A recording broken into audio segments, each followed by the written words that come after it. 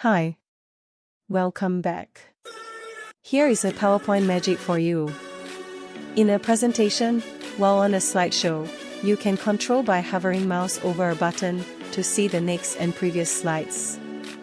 The control is the next button and the previous button on the bottom of the slides. There are two arrows pointing to the buttons, in case you can't see it.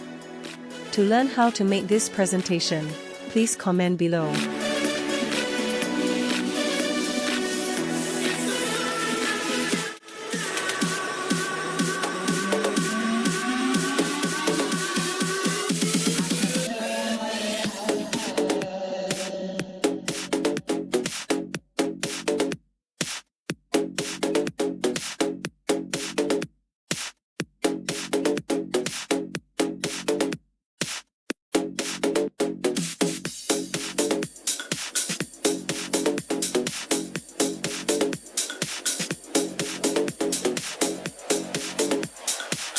விரும்பி பகிரவும், மிக முக்கியமாக இந்த சேனலுக்கு குழுச்சேரவும். நன்றி, வாழ்த்துக்கள்.